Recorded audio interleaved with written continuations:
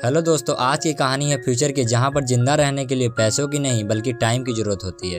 Future में लोगों की उम्र 25 साल के बाद बढ़ना बंद हो जाती है, जिसके बाद उनको 1 साल दिया जाता है ताकि वो अपने लिए और टाइम कमा सके। तो कहानी की शुरुआत में हम विल नाम के एक लड़के को देखते हैं, जो कि अपने माँ के साथ छोटे घर में रहता है, जिनका आज 50वां जन्मदिन है।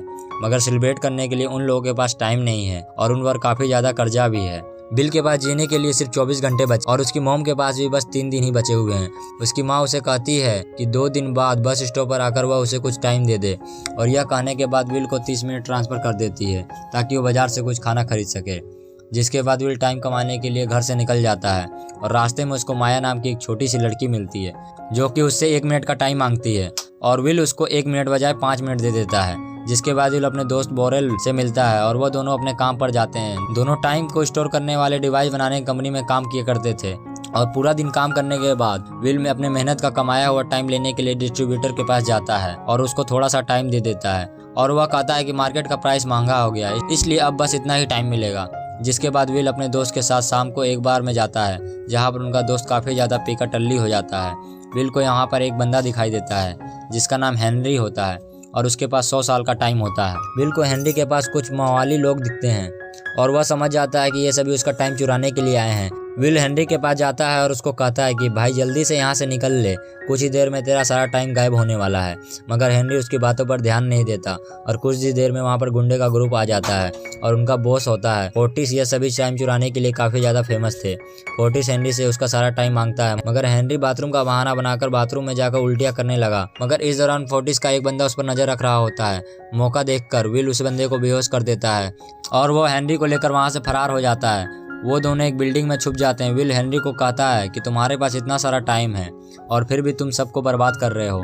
एक मैं और मेरी मॉम है जो टाइम कमाने के लिए पूरा दिन काम करते हैं।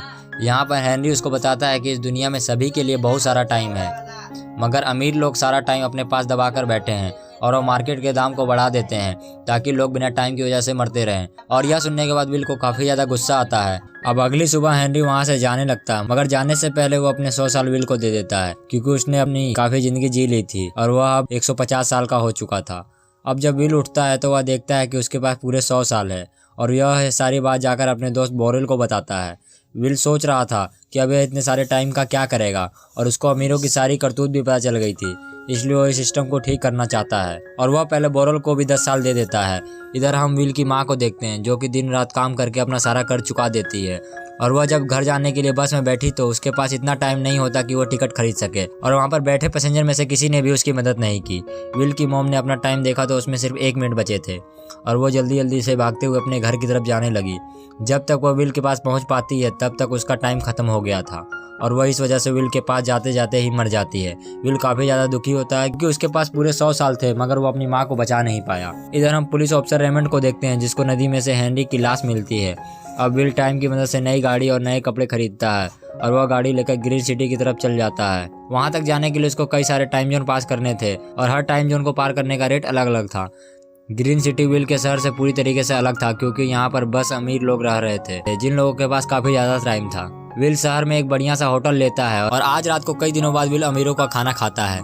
दूसरी तरफ पुलिस वाले को पता चलता है कि बिल नाम का एक बंदा कई सारे टाइम जोन पार करके ग्रीन सिटी पहुंचा है, और पुलिस वालों को उस पर शक हो जाता है। अब अगले दिन विल कसिनो में पहुंचता है और वहां पर WO टाइम से जुआ खेलकर अपने टाइम को 200 साल कर लेता है। और वहीं पर एक फिल्म नाम का भी बंदा मिलता है जिसके पास पूरे 10,000 साल है, और वो अपनी अमीरी का आकड़ में कहने लगा कि यह गरीब लोग तो समय के लायक ही नहीं। और वहीं पर फिलिप की बेटी भी थी जिसका नाम सिल्विया था, और विल उसको इम्प्रेस करने के चक्कर में अपना सारा टाइम दांव पर लगा दिया, और जब उसके पास कुछ सेकंड बचे थे वह बाजी जीत गया और उसके पास पूरे 11 साल हो गए। यह देखकर स्लाविया विल को अपनी पार्टी में आने को इनवाइट करती है। शाम के समय विल पार्टी में पहुंचता है। वो और स्लाविया डांस कर रहे होते हैं, मगर उसका बाप उन दोनों को देख रहा होता है। इस वजह से वो दोनों एक बीच के पास आ जाते हैं और वो दोनों आपस में काफी हसीन पल बिता रहे होते हैं। मगर अभी वहाँ पर एक बंदा आ जाता है, जिसके बाद वो दोनों अंदर जाते हैं, और फिलिप ने एक बार विल को अगेन गेम खेलने को कहा, मगर तभी उस दौरान रेमंड भी वहाँ पर आ जाता है। अब रेमंड ने विल को गिरफ्तार कर लिया और उससे पूछताछ शुरू कर दी कि आखिर उसके पास इतना सारा टाइम कहाँ से आया, और मौका देखकर विल वहाँ से भाग गया और गन पॉइंट पर स्लाविया को उसने अपना हॉस्टेज बना लिया और उसको कार में बैठाकर वहाँ से भागने लगा।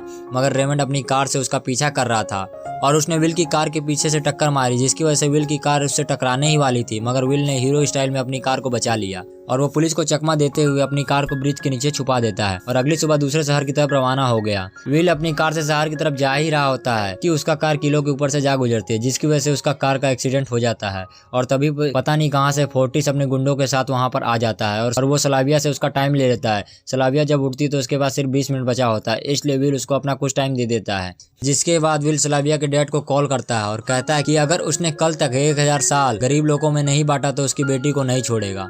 अब अगला दिन हो जाता है, मगर फिलिप ने अब तक 1000 साल गरीबों में नहीं बांटे होते हैं, मगर फिर भी विल सलाविया को जाने के लिए कहता है। सलाविया कहती है कि वह वापस अपने पुराने घर में नहीं जाना चाहती, जिसके बाद विल उसको एक तोहफे के तौर पर गन देता है और उसको जाने को कहता है। मगर तभी वहाँ पर रेमंड भी आ जाता है और वह विल को शूट करने वाला ही था, मगर सलाविया रेमंड को शूट कर देती है।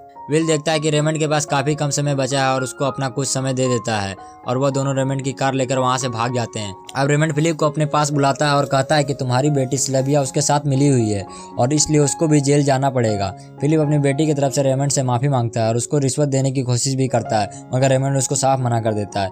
इधर हम विल और सलाविया को देखते हैं। सलाविया विल के साथ मिलकर गरीबों की मदद करना चाहती थी, इसलिए वह दोनों बैंक लूटने का प्लान बनाते हैं और वो दोनों एक ट्रक की मदद से बैंक में घुस जाते हैं। इसके बाद बैंक के सारे टाइम स्टोरेज डिवाइस को ले लेते हैं और बैंक में लोन लेने आए हुए सभी लोग भी बैंक में घुसकर फिर स्टोरेज डिवाइस लेने लगते हैं। जिसके बाद विल शहर के सभी गरीबों को लोग को टाइम बांट देता है। इधर फोर्टिस ने देखा कि विल को पकड़ने वाले को 10 साल का टाइम इनाम दिया जाएगा।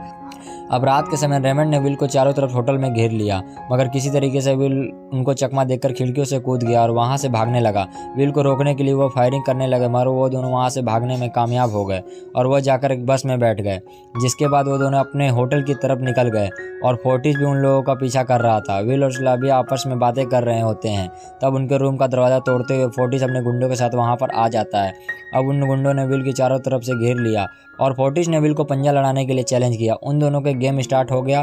फोर्टिस गेम जीतने वाला था, मगर जैसे ही ध्यान हटा विल झटके से उसको हरा दिया और मौका देखते हुए विल अपनी गन निकालकर फोर्टिस के सभी लोगों को मार देता है। जिसके बाद विल और सलाविया चैन की सांस लेते हैं।